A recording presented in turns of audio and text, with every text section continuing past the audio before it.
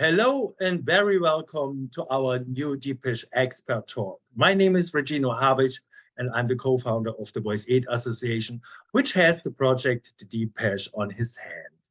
Today we have a really special person on the other side of the planet, I have to say. It's Dr. Sona Konaté. Hello, how are you? Good day, Regino. I am fine, thank you. Thank you so much for having me. When we see something, Sona, in the World Wide Web about you, so we see a lot. At first, you are a very high-skilled medical doctor, and you work in some kind of field surrounded by that, based in Maryland, right? But Sona Konaté has much more background than only this. Please, Sona, introduce yourself to our visitors. Hey, thank you so much. I'm humbled for the accolade. I really appreciate that. Thank you. You're very welcome.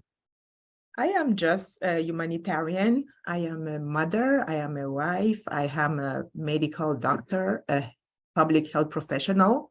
And most of all, I am a citizen of the world who just, love to interact with humankind and to make the world a little bit better.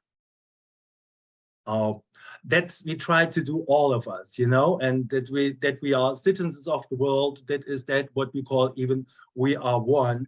What is our anthem, and even placed in music, that we go forward. Then only together we can change the world. Of course, that's for sure. So, where do you from originally? You want to say some words to that part? Absolutely. I am originally from Guinea, West Africa. Yes. In the world, you have 4 Guineas, and in the Guinea I come from, we do speak French. That's the way of making a difference between my Guinea and the other Guineas. I'm originally from Guinea. I was born in Europe because my parents were diplomats. So I spent much of my youth also in Europe and then in Africa as well. And so I call myself a globetrotter. Okay. A citizen of the world, because I have been in so many places, seen so many cultures, which I'm very, very proud of. Yeah. One of your hugest projects that you are going forward with a lot of passion is Seal of Hope. There is a website called www.sealofhope.org. And what I saw, there are 3 goals that you are going forward with. Can you explain something about it, please? Absolutely. Seal of Hope is a NGO, a nonprofit organization who aimed at touching so many vital sectors of our community's life. One of the main sectors is making clean water available to remote populations in underserved areas. There are so many water sources, but clean and drinkable water are often scarce. So one of the goals of Seal of Hope is to facilitate that access. Another goal is also to try to educate young people to skills, mostly computer literacy. So to have them some skills and to have them also that access to the world via some technologies, so they can be more aware of what's going on. They can also foster a better living. Another goal is also the agriculture, to try to educate the agricultural world in rural areas, so they can be more equipped to better manage their crops and to foster more productivity. We do that as well. And another goal also I want to add here, yes, because we are based in Maryland, we also try to assist the new immigrants when they come abroad on their journey into citizenship. Because so many people come, they are not aware of laws, regulation, rules, they are intimidated sometimes. So we try to offer some resources, some guidance, some advice. We try to collaborate with some legal counsel individuals, and to provide those pro bono, so people at least can be informed on what to do. Yeah, absolutely amazing. And it needs a lot of power and a lot of passion, I believe, to do that and to get something done in that ways. Yes, definitely. absolutely. We got agreed that we like to focus on the topic of access to drinkable water in destinations in regions of Africa where they are underserved by that.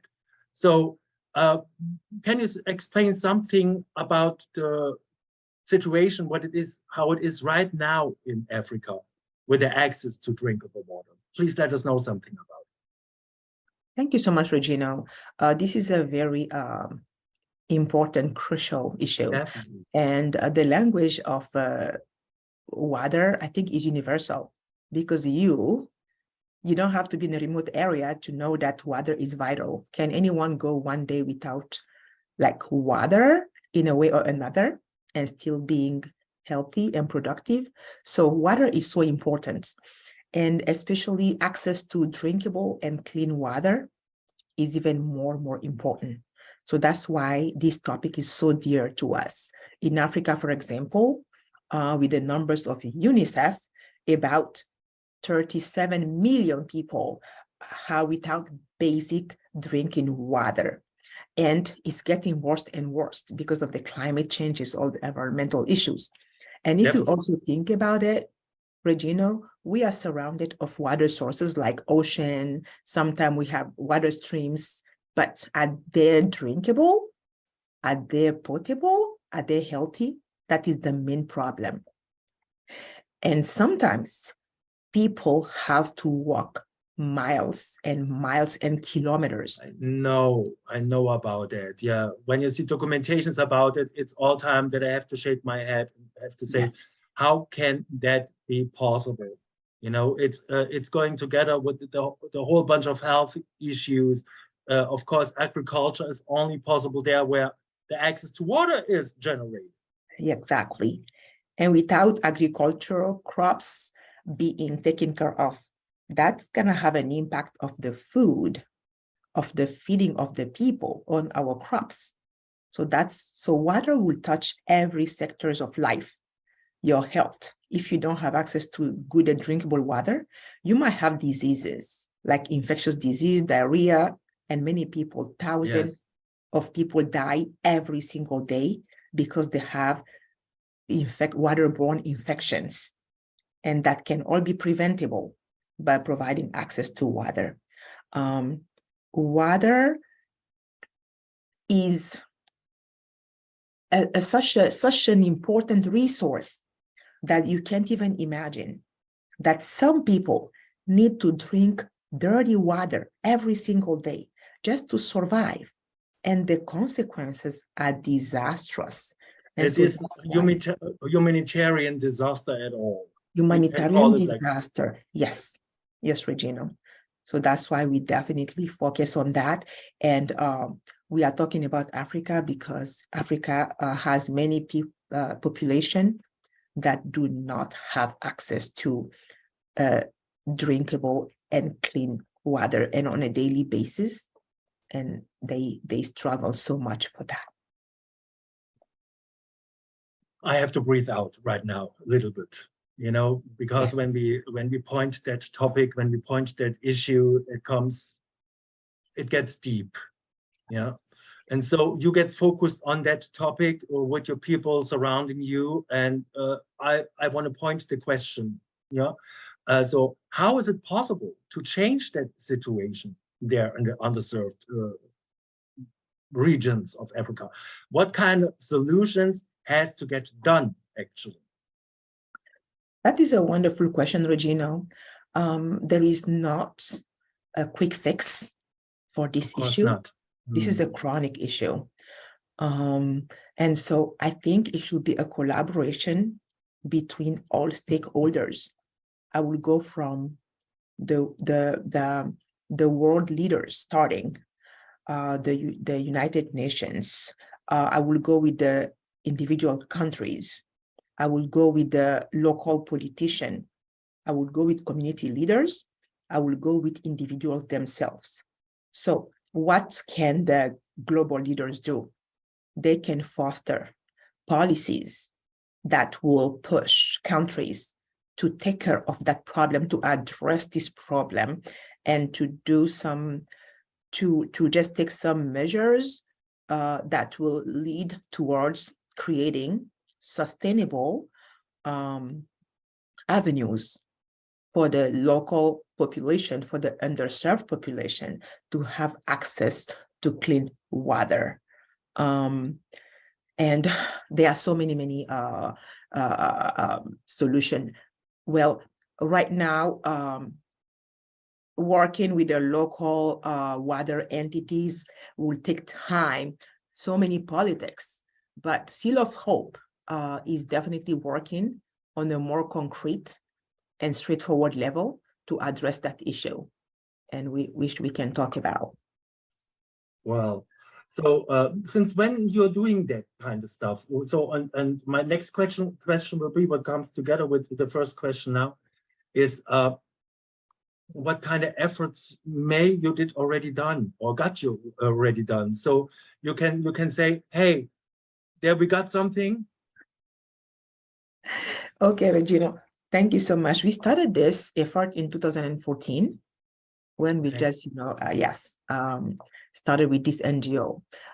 We are collaborating with a company that provides water purification machines.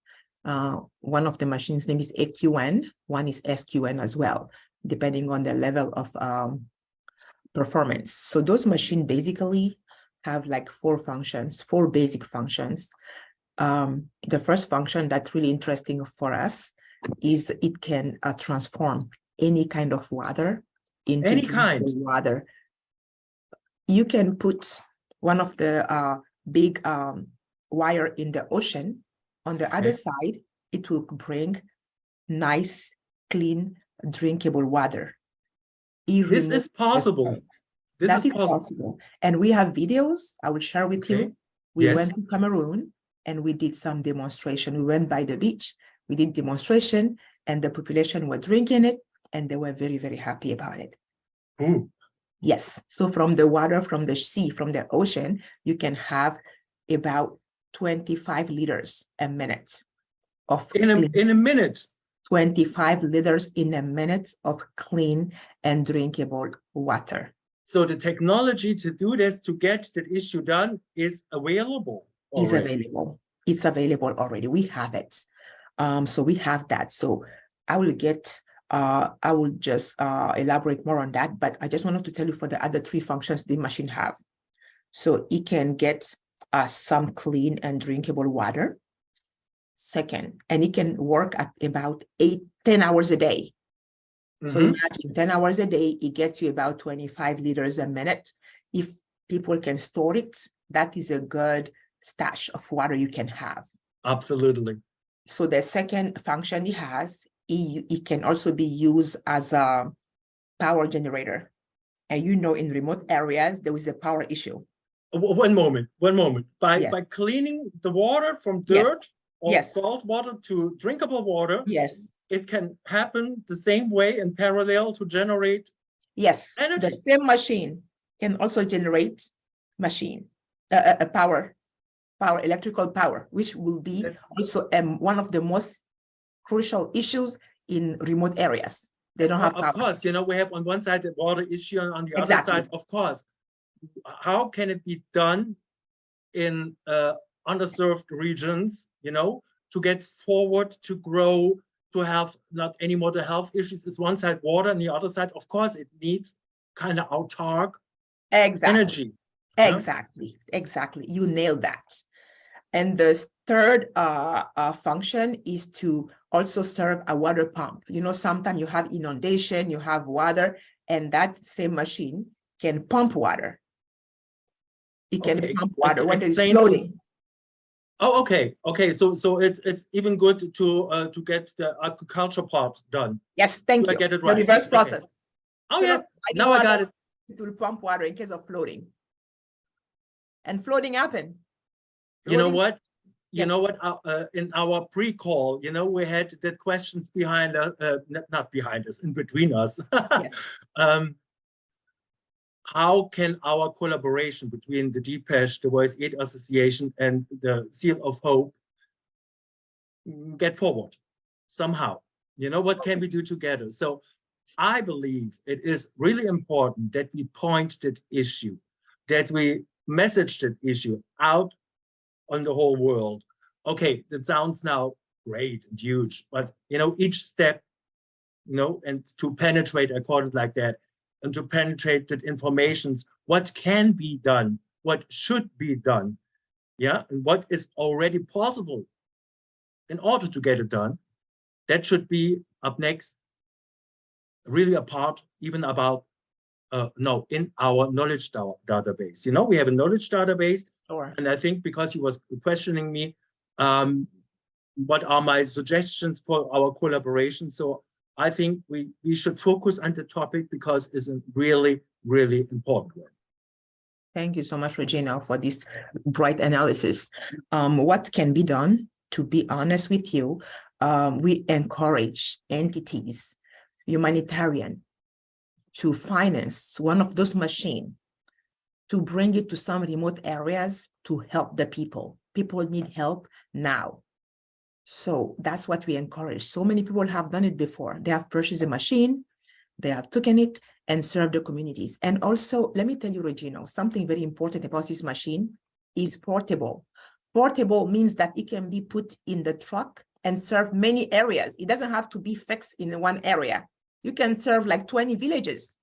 You can stay in a village for a week, to the next village for a week, to the next village for a week. So it can serve a wide area. Then by circulating somehow, you know, because of course you have not anywhere a sea or a lake where you can pump the water in the machine, but okay, it's conservable, of course. There has to be some tanks even. Yes. And then you can bring it from village to village. You can bring the machine. If a village has its own tank, you can leave it there maybe for 3 days a week. They can fill up all the tanks, and then you take the same machine to another village, they can do the same. That is the particularity, is a portable machine. It can be moved. It doesn't have to be fixed somewhere. So that means it can be very much, you know, serving a wide area. And also one other thing I want to tell you, Regina, before I come to the collaboration with DPESH and Voice Aid, this machine is not only a water purification machine, it can also create opportunities. The filters needs to be changed. That can be the job for someone. Right. Maintenance is important. That machine needs to be maintained. It's a machine. That can be a job for someone. And maybe someone who's there making sure, you know, the machine works very well, to make sure people are taking care of it very well. That also can be a job, a kind of guardian. So this only machine can provide health to the community, but also create jobs, opportunities, and hope to the communities. So it's very symbolic and very powerful tool. Yes, and symbolic even in the way to bring even the villages together, you know, in kind of cooperation. In kind of, exactly. Yeah. Exactly. Wow. Exactly. Now, the main question now, okay. Voice Aid. How can you collaborate? Teamwork makes the dream work. Absolutely. I believe in team effort. If you want to go quick, go alone. If you want to go far, go with the team. Together, we are stronger. DPESH and Voice Aid are two amazing entities. And with Seal of Hope, what we can do to collaborate, to serve as a platform that can echo this big problem. Talk about it. If you don't talk about it, nobody will know. People might not realize the extent of this problem. But for you right now, giving me the platform, giving me the opportunity to talk about it, that is priceless, because even if it can touch one person, it can touch you. You can pass on the message, and maybe we can have someone who is interested in helping us purchasing one of those machines and make some communities happy, healthy, and that's going to be a legacy. If you give the gift of water, of health, of life, I think you have definitely, you have realized one amazing human gesture, one of the best human gestures in the world. Yeah, it goes so absolutely together, you know, it's about saving life. It's about the environment that plants can grow, you know. So it's a circulation of points, you know. And you were speaking about when you're alone, you can go quick. When you go with a team, you go far. Yeah. This is what we are proclaiming all time. We are one. Is one thing, you know. Yeah. And it's to save the planet goes anytime in the first place over the humanity. So it's about saving life first. Wow, I feel blessed about our talk, I have to say. Sona, do you have any question now to me, especially at the end of our talk? And I can say on the point right now, we have to focus that issue. We have to focus that theme of drinkable water, and it will be a pleasure to spread out some things as soon as possible. Thank you, Regina. Only for you being so receptive, so sensitive to this issue, it gives me hope. Because it didn't take you much. I didn't have to convince you or to do anything. As soon as you heard the topic, I know right now you are completely in, you are completely moved, because yes, mirror yourself. Look at yourself without clean water. Mirror yourself a little bit. It's not imaginable. It's not imaginable for me. Regina, and in places like Africa and many other places in the world, there is a chronic scarcity of water. But during wars, during man-made disasters or natural disasters, like the earthquakes, there is a shortage of water quickly. Yeah. We had it right before, we have that example of what was going on in Turkey. Exactly. Yeah. And you saw the CNN video where the machine SQN, AQN were able to be deployed and to save. I know on some of the boats, the military, they use the machine on the boats. So they get water straight from the ocean instead of bringing gallons and gallons of water. So this is a very quick fix that definitely can make a difference in the life of the community. We can save the world, but we can, and we have to proclaim the possibilities and the option and the solutions. That's for sure. Yes, sir. I love the definitely optimism, and that's the way we're supposed to claim. We claim it. Thank you. Yeah, claim it. That's the point. Yes, absolutely. Sona, it was a pleasure to speak with you. Thank you very much for all the information that you was providing now to me, and now up next when the video is going online to all the people, to all our visitors. I want to wish you now a really, really nice afternoon. Here in Germany, we have already evening, you know that. So, but I feel blessed, and I'm really, really thankful for the time that we was sharing now in this moment together. Regina, I am humbled. I am honored. I want to thank Depeche. I want to thank Voice 8. I want to thank you, Regina. I want to thank the President Astrid for giving me the opportunity, for giving Seal of Hope, the opportunity to having this platform to talk and to express this issue that is so dear to all of us. So thank you so much. And I really hope in a great collaboration together. Thank you so much. Let's start it. Okay. Let's do it. Thank you very much. Thank you so much. Have a nice afternoon and a nice evening. You too. Hello, Germany.